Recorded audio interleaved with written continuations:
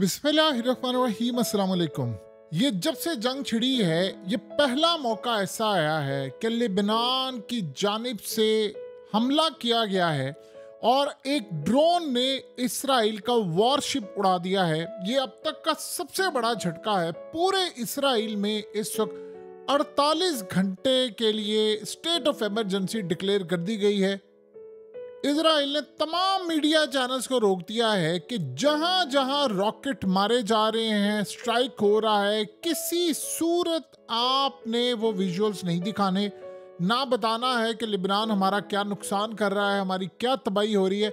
ये अब तक की सबसे बड़ी डेवलपमेंट है क्योंकि 11 मिलिट्री बेसिस को इंक्लूडिंग मुसाद, शिनबैत और इजराइल की फोर्सेस की बुरी तरह हमला किया गया है। और इस सारी सूरत हाल में सबसे अहम बात, ये आप जरा मनाजिर देखिए, ये किस तरह, ये एक सिर्फ जगह की बात है कि घरों के शीशे टूट गए और चीज़ें तबाह हो रही हैं। ये सारी डेवलपमेंट्स क्या हैं ये ज़रा आप समझ लें। देखिए, आज जो हमला हुआ है इजरायली मीडिया के ऊपर, इससे बदतरीन सूरत हाल कभी नहीं हो सकती कि वो सच नहीं दिखा सकते। सीन ये हुआ है कि ड्रोन्स मारे गए हैं, वहाँ के लोगों को कहा गया कि कोई वीडियो नहीं बनाएगा, कोई सोशल मीडिया पर नहीं डालेगा। 48 घंटे के लिए पूरे इसराइल में स्टेट ऑफ इमरजेंसी डिक्लेयर कर दी गई है। यह आम रूटीन में ऐसा होता नहीं है इसराइल में, लेकिन अब हुआ है। और इस सारे सिनेरियो की वजह यह है कि इस वक्त हिजबुल्लाह ने इनके ऊपर हमले किए, इजराइल ने हमले किए और इसराइल ने कहा कि हमने जाकर वहां पर जवाबी हमला कर रहे हैं और वैसे भी स्ट्राइक करने के लिए जा रहे हैं। सबसे पहले आप ये देखिए कि ये एक वॉरशिप था जो यानी मिलिट्री शिप है, जो ख़ास तौर पर इसराइल की फ़ौज यानी उनकी नेवी वगैरह और ये बाकी सारे इस्तेमाल करते हैं। और ये अब तक का सबसे मुश्किल मरहला आया है। इसको हिट किया है, ड्रोन से किया है, मिसाइल से किया। और इस वक्त हालत ये है कि पहले इसराइल के मीडिया ने इस बारे में कंफर्म किया, हाँ जी ये बिल्कुल तबाह हुआ है, बर्बाद हुआ है। और उसके बाद उन्होंने कहा कि यानी मीडिया से खबर ही आउट होगी। यानी अजीबोगरीब सूरत हाल है कि मीडिया से खबर आउट होगी। देखिए, पहले तो ये मामला अभी तक देखने को मिला था कि आप उनकी मिलिट्री बेसिस को तबाह करते हैं, आप उनकी चीज़ों को तबाह करते हैं। अब शिप को तबाह करना शुरू कर दिया है। और गालिबन जूजू अब इसराइल ने चूंकि अपने 100 तैयारे मैदान में उतार दिए हैं, तो वो भी स्ट्राइक करने के लिए जाएंगे, उन्होंने बल्कि करना भी शुरू कर दिए हैं। तो जाहिर सी बात है, इस सूरत हाल में जो हाइफा के ऊपर यानी पोर्ट के ऊपर इनके शिप्स खड़े हुए हैं वो भी उड़ा दिए जाएंगे। और हाइफा के बारे में तो हालत ये हो चुकी है कि इस वक्त स्टेट ऑफ इमरजेंसी की सूरत हाल है। तिल अबीब तक हमले आ रहे हैं। लोगों को कहा जा रहा है कि आप अपनी पार्किंग लॉट्स में चले जाएं, बेसमेंट में चले जाएं। जिनके पास शेल्टर्स नहीं है वो शेल्टर में जाए, घरों से आपने बाहर नहीं निकलना।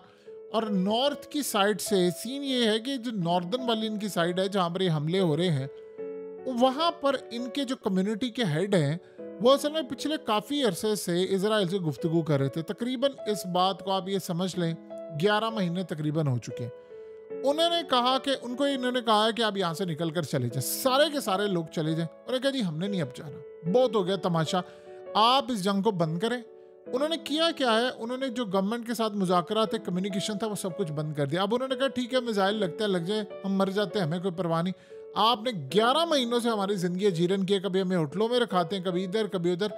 हम आपको कह रहे हैं कि जंग बंद करें और आपने जंग छिड़ी हुई है, आप उनको जा जाकर मार रहे हैं। हमें ऐसी जिंदगी नहीं गुजारनी। उन्होंने कम्युनिकेशन ही बंद कर दिए, सारे राब्ते मुनक़ता उन्होंने कर दिए हैं। और हालत इस वक्त ये हो चुकी है कि इसराइल में खौफ की फिजा इतनी ज़्यादा हो गई है।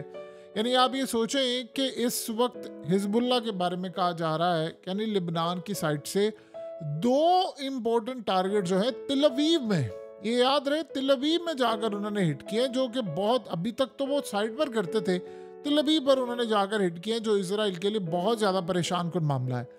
अब आप ये सोचें कि इस वक्त इसराइल को ये लग रहा है कि हिजबुल्लाह या लिबनान ने अभी हज़ारों के हिसाब से रॉकेट्स और ड्रोन रखे हुए हैं, वो उन्होंने मारने हैं।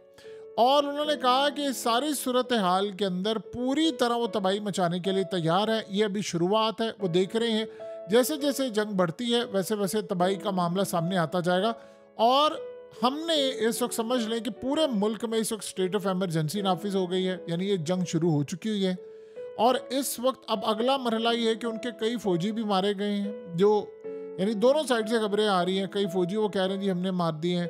और इन्होंने कहा कि हमने 11 मिलिट्री बेसिस इनकी उड़ाई हैं, 11 मिलिट्री बेसिस पर हमला किया है।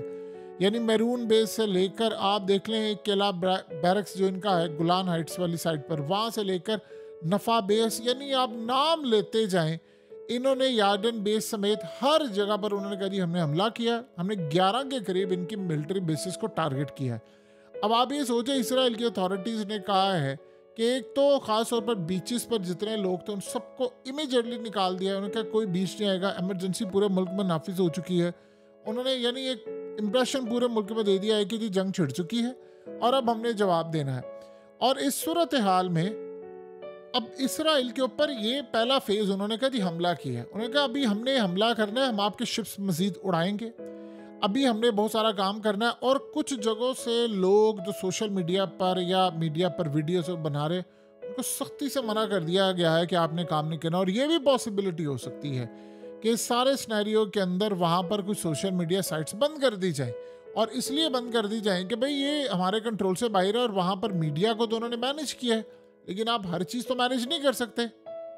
अब सीन उधर से ये हुआ है कि हमास की जानिब से कहा गया है कि जी बिल्कुल ठीक आपने किया है, और इस सारे सिनेरियो में इसराइल के हाथ यानी यहया सिनवार, उनके बारे में खबर ये आई है कि वो एक बैरक में थे, यानी पूरी तरह एक सुरंग में थे, बैरक्स टाइप है, और वहाँ पर इनको पकड़ना था लेकिन वो नहीं पकड़ पाए, यानी हमास के जो लीडर हैं वो वहाँ से बच निकले हैं।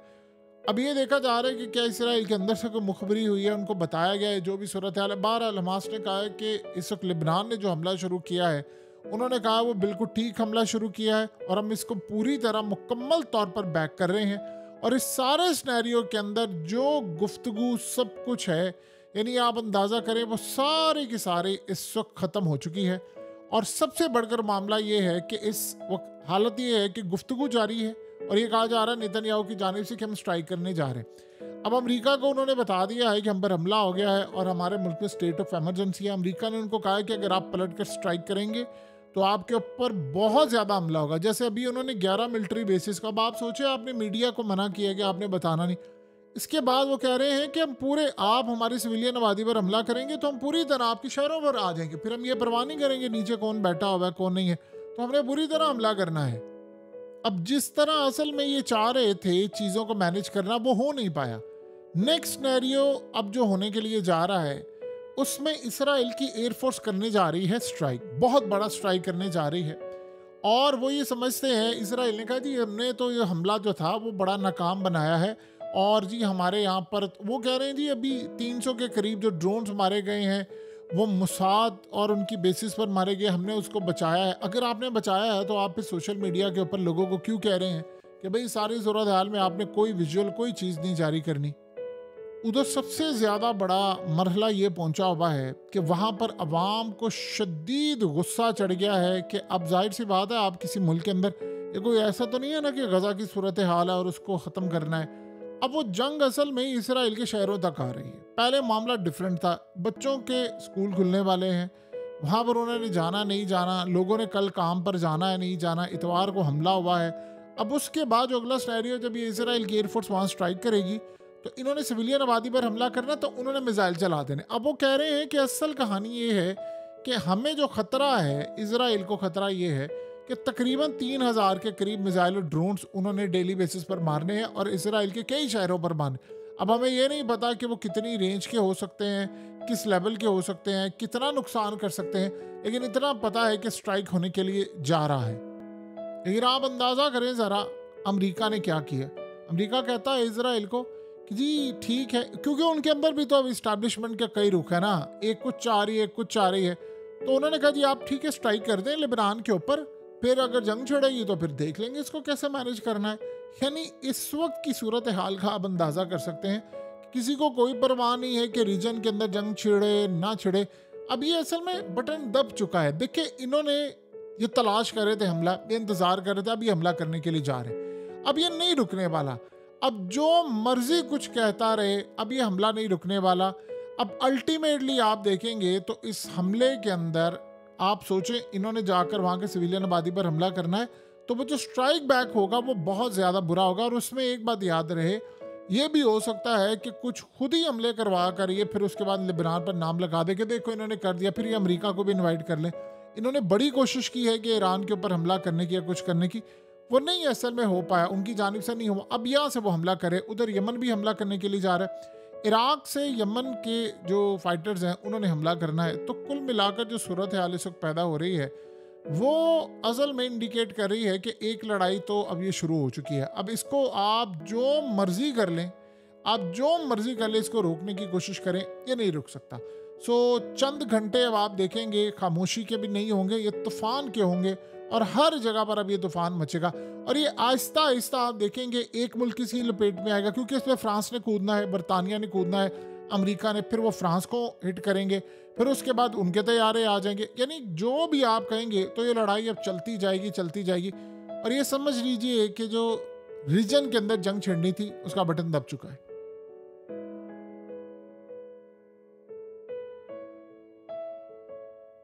हकीकत टीवी को सब्सक्राइब करना मत भूलें, वीडियो को लाइक करें, शेयर करें और कमेंट सेक्शन में अपनी राय का इजहार ज़रूर करें।